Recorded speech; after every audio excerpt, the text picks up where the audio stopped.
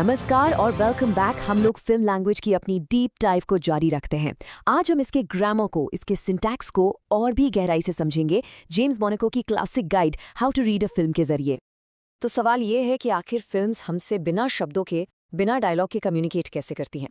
उनकी अपनी ग्रामर क्या है? वो कौन से रूल्स हैं जो इन विजुअल्स को एक मीनिंगफुल स्टोरी में बदल देते हैं? चलिए इसको डिकोड करते हैं। देखिए, हर कहानी शुरू करने से पहले एक फिल्म मेकर के सामने हमेशा सिर्फ दो बुनियादी सवाल होते हैं। लेकिन इन्हीं दो सवालों के जवाब एक फिल्म की पूरी विजुअल लैंग्वेज और उसके इम्पैक्ट को डिफाइन कर देते हैं। ओके, सो पहला सवाल है पैराडिग्मेटिक चॉइस। इसका सीधा सा मतलब है व्हाट टू शो। फ्रेम में क्या रखें, कौन सा शॉट लें, वाइड या क्लोजअप, कौन सा एंगल, लाइटिंग कैसी हो, ये सब व्हाट के डिसीजंस हैं। और दूसरा सवाल है सिंटैग्मेटिक चॉइस, यानी हाउ टू प्रेजेंट इट। इसका मतलब है ठीक है, शॉट्स तो ले लिए, अब उन्हें जोड़कर पेश कैसे करें, किस ऑर्डर में, कौन सा शॉट कितनी देर के लिए स्क्रीन पर रहेगा। सोचने के लिए ये बिल्कुल एक शेफ की तरह है। पहले वो इंग्रेडिएंट्स चुनता है, ये है पैराडिग्मेटिक, और फिर वो डिसाइड करता है कि उन्हें किस ऑर्डर में और कितनी देर पकाना है, ये है सिंटैग्मेटिक। अब किसी भी लैंग्वेज को समझने के लिए you have to start with its basic vocabulary, right? उसके वर्ड्स। फिल्म के लैंग्वेज में ये वर्ड्स होते हैं विजुअल्स, जिनको सेमियोटिक्स की दुनिया में हम साइंस कहते हैं। Famous philosopher C.S. पियर्स ने इन साइंस को 3 मेन कैटेगरीज में डिवाइड किया है। पहला है आइकॉन, ये अपने ऑब्जेक्ट जैसा ही दिखता है, जैसे एक पासपोर्ट फोटो, सिंपल। दूसरा है सिंबल, जिसका मीनिंग हमारे कल्चर ने डिसाइड किया है, जैसे रेड लाइट का मतलब रुकना, इसका रेड से कोई नेचुरल कनेक्शन नहीं है, ये हमने माना है। और फिर आता है तीसरा, द इंडेक्स, और यही सिनेमा के लिए सबसे ज्यादा इंपॉर्टेंट है। जेम्स मोनाको कहते हैं कि आइकॉन और सिंबल से कहीं ज्यादा फिल्म की असली ताकत, उसका रियल पावर, इंडेक्सिकल साइन में है। यही वो टूल है जो सिनेमा को दूसरे आर्ट फॉर्म से अलग और यूनिकली पावरफुल बनाता है। So what is an indexical sign? यहाँ पर क्रूशल पॉइंट ये है, एक इंडेक्सिकल साइन उस चीज से सीधा इनहेरेंटली जुड़ा होता है जिसे वो रिप्रेजेंट कर रहा है, लेकिन वो उसकी फोटोकॉपी नहीं होता। वो उस चीज के होने का सबूत होता है, उसका आइडिया पेश करता है। जैसे धुआं आग का इंडेक्स है, धुआं आग नहीं है पर वो आग के होने का इशारा जरूर है। फॉर एग्जाम्पल, स्क्रीन पर माथे पर पसीने की बूंदें दिखाना गर्मी का इंडेक्स है। हमें थर्मामीटर दिखाने की जरूरत नहीं है। कैलेंडर के पन्ने एक के बाद एक उड़ते जा रहे हैं, ये वक्त गुजरने का इंडेक्स है। हमें पूरी आर्मी दिखाने की जरूरत नहीं है, बस कुछ मार्चिंग बूट्स का एक क्लोजअप ही काफी है। और एक कैरेक्टर का लंगड़ा कर चलना, ये उसके पूरे पास्ट या उसकी पर्सनैलिटी का इंडेक्स बन सकता है। This brilliantly illustrates how film communicates powerful ideas by showing us less, not more. तो अब जब हमारे पास फिल्म के वर्ड्स यानी साइंस है, तो अब सवाल आता है इनकी ग्रामर क्या है, इन्हें सेंटेंसेस में अरेंज कैसे करते हैं। फिल्म इन साइंस को 2 फंडामेंटल प्रिंसिपल्स के थ्रू ऑर्गेनाइज करती है, स्पेस और टाइम। और इन प्रिंसिपल्स को कंट्रोल करने के लिए सिनेमा के 2 सबसे पावरफुल टूल्स हैं। पहला, मीज़न सीन, जो स्पेस को ऑर्गेनाइज करता है, फ्रेम के अंदर क्या है, कैसा है, कहाँ है, ये रियलिज्म की फिलॉसफी से जुड़ा है। और दूसरा है मोन्टाज, आम भाषा में एडिटिंग, जो टाइम को मैनिपुलेट करता है। ये एक्सप्रेशनिज्म की फिलॉसफी से जुड़ा है, जिसका फोकस अलग अलग शॉट्स को आपस में टकराकर एक नया इमोशनल मीनिंग क्रिएट करना है। ये 2 बिल्कुल अलग सोच हैं जो मिलकर फिल्म की पूरी ग्रामर बनाती हैं। तो आइए पहले टूल मीज़ एंड सीन को थोड़ा डीकंस्ट्रक्ट करते हैं। फ्रेंच में इसका मतलब है putting in the scene. Basically एक डायरेक्टर फ्रेम के अंदर जो कुछ भी डालता है, एक्टर्स, प्रॉप्स, लाइटिंग, कॉम्पोजिशन, उसकी पूरी अरेंजमेंट ही मीज़ एंड सीन है। सब कुछ इस फ्रेम की बाउंड्रीज के अंदर ही होता है। फिल्म की पूरी दुनिया इन्हीं 4 दीवारों के बीच क्रिएट की जाती है। Let's look at a few of its की एलिमेंट्स। सबसे पहले एस्पेक्ट रेशियो, यानी स्क्रीन की विड्थ और हाइट का अनुपात। एक वाइड स्क्रीन रेशियो जैसे सिनेमास्कोप आपको विशाल लैंडस्केप्स दिखाने में हेल्प करता है, जबकि पुराने मोर स्क्वायर रेशियोज कैरेक्टर्स पर फोकस करने और क्लोजअप्स के लिए बेहतर थे। तो ये स्पेस को डिफाइन करने का पहला स्टेप है। Next we have the planes of composition. एक डायरेक्टर फॉरग्राउंड, मिडिल ग्राउंड और बैकग्राउंड को स्मार्टली अरेंज करके एक 2D स्क्रीन पर 3D डेप्थ का इल्यूजन क्रिएट करता है। इससे हमें ना सिर्फ सीन के स्पेस का एहसास होता है, बल्कि कैरेक्टर्स के बीच के रिलेशनशिप्स का भी अंदाजा लगता है। और हाँ, ऑफ कोर्स, कलर। रंग सिर्फ एक सीन को सुंदर नहीं बनाते, वो मूड सेट करते हैं, कैरेक्टर्स के बारे में बताते हैं और पूरी फिल्म में एक सिंबॉलिक मीनिंग क्रिएट कर सकते हैं। और एक बात हमेशा याद रखें, मीज़न सीन में क्रिएट की गई हर चीज़ को ऑडियंस तक मोन्टाज के जरिए ही तो पहुंचाया जाता है। अब जब मिसन सीन और मोन्टाज के इन्हीं टूल्स को बार बार एक ही तरह से यूज किया जाता है तो वो सिनेमैटिक कोड्स बन जाते हैं। ये आप कह सकते हैं जॉनरास के अनलिखे नियम है जिन्हें ऑडियंस सबकॉन्शियसली समझने लगती है। जैसे एक हॉरर फिल्म में डार्क, लो की लाइटिंग, ये है मीज़न सीन, हमें अनकंफर्टेबल फील कराती है। और जब इसके साथ जंप स्केयर्स के लिए रैपिड, अचानक से कट्स, ये है मोन्टाज, यूज होते हैं तो डर का इफेक्ट मल्टीप्लाई हो जाता है।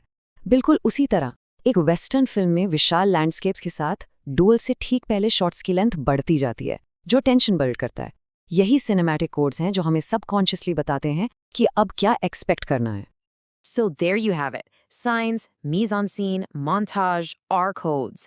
ये है film language के fundamental building blocks. ये वो पूरी toolkit है जिसे यूज करके filmmakers हमसे visually और more importantly emotionally communicate करते हैं। तो अब जब आप अगली बार कोई फिल्म देखेंगे तो इन चॉइसेस पर ध्यान दें। डायरेक्टर ने फ्रेम के अंदर स्पेस को कैसे यूज किया है और फिर एडिटिंग के जरिए टाइम को कैसे मैनिपुलेट किया है। आई प्रॉमिस आप सिनेमा को एक बिल्कुल नई और कहीं ज्यादा गहरी नजर से देखेंगे। Thanks for joining me. अब तक हमने सिनेमा के बिल्डिंग ब्लॉक्स को समझा और आज चलिए फिल्म मेकर के उस टूल किट को आखिरी बार खोलते हैं, ये देखने के लिए कि वो कौन सी पावरफुल टेक्निक्स हैं जो हमारे पूरे व्यूइंग एक्सपीरियंस को शेप करती हैं। कभी सोचा है आपने कि एक फिल्म बिना एक भी लफ्ज़ कहे आपको कैसे हंसा देती है या रुला देती है या डर से चेयर पे उछाल देती है? वेल, इसका जवाब छिपा है फिल्म मेकिंग के उन्हीं पावरफुल डायनामिक टूल्स में, और आज हम उन्हीं को एक एक करके एक्सप्लोर करेंगे।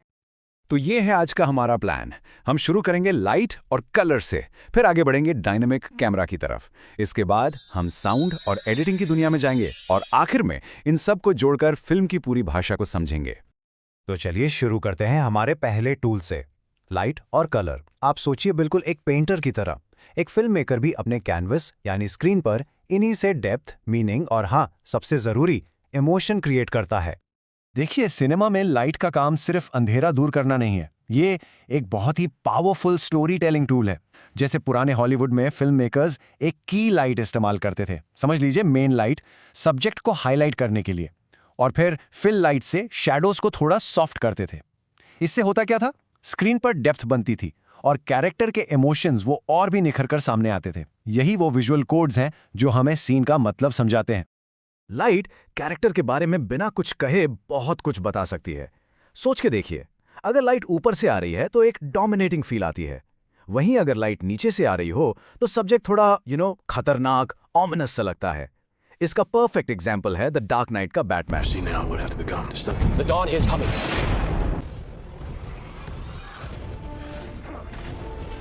वो हाई कॉन्ट्रास्ट लाइटिंग, गहरे साए, तेज रोशनी, ये उसके अंदर के कॉन्फ्लिक्ट, उसके ट्रबल्ड पर्सोना को स्क्रीन पर जिंदा कर देती हैं।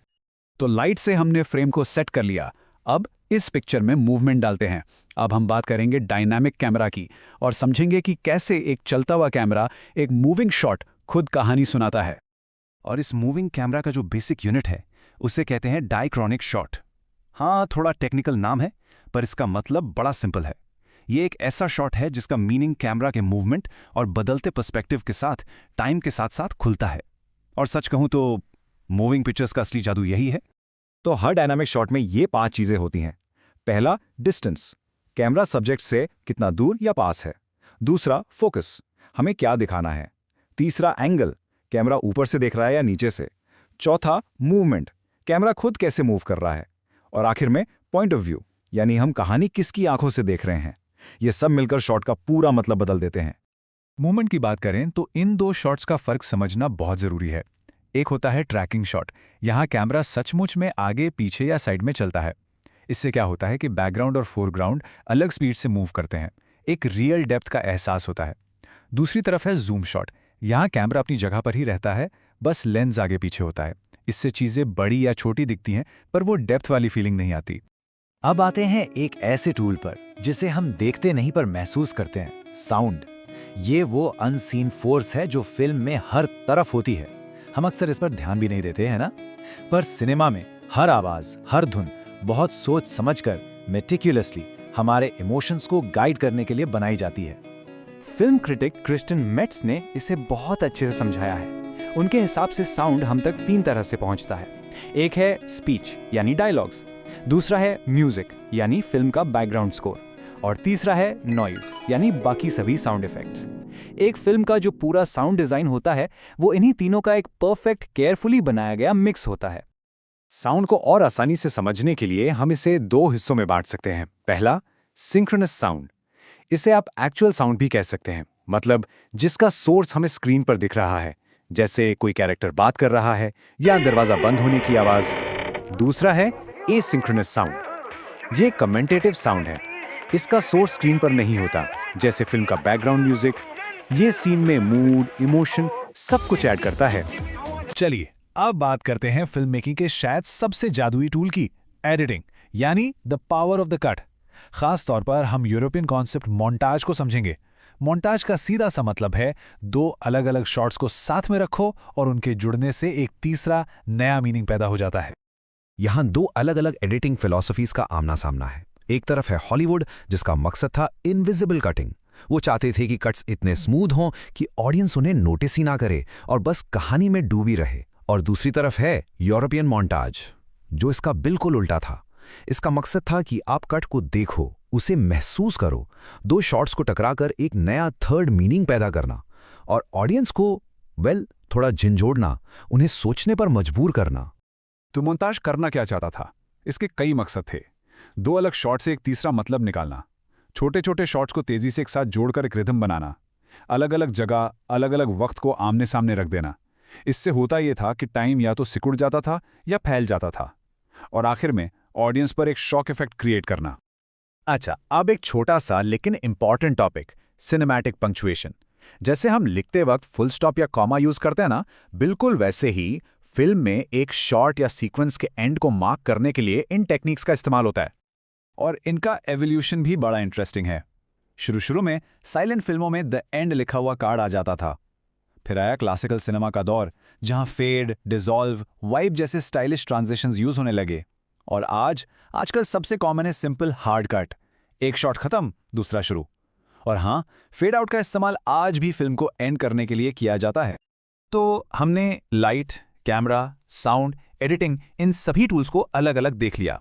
अब वक्त है इन सब टुकड़ों को जोड़ने का और ये देखने का कि कैसे ये सब मिलकर सिनेमा की एक पूरी कंप्लीट भाषा बनाते हैं। जेम्स मोनाको का ये कोट इस पूरी बात को बिल्कुल परफेक्ट तरीके से समेट देता है। वो कहते हैं कि फिल्म मेकर्स अपने कैरेक्टर्स और कहानियों को लफ्ज़ों से नहीं, बल्कि framing, shot composition, movement, editing और साउंड ट्रैक जैसे विजुअल और सिनेमैटिक एलिमेंट से करते हैं। यही उनकी भाषा है। और यही है आखिरी और सबसे इम्पॉर्टेंट बात, सिनेमा की ये जो भाषा है ना, ये कोई पत्थर की लकीर नहीं है, ये जिंदा है। ये हमेशा बदलती रहती है, इवॉल्व होती रहती है। नई टेक्नोलॉजी, नए विचार, नए फिल्म मेकर्स, ये सब मिलकर कहानी कहने के इस आर्ट को लगातार एक नया रूप दे रहे हैं और हमेशा देते रहेंगे। Subscribe for more learning journeys.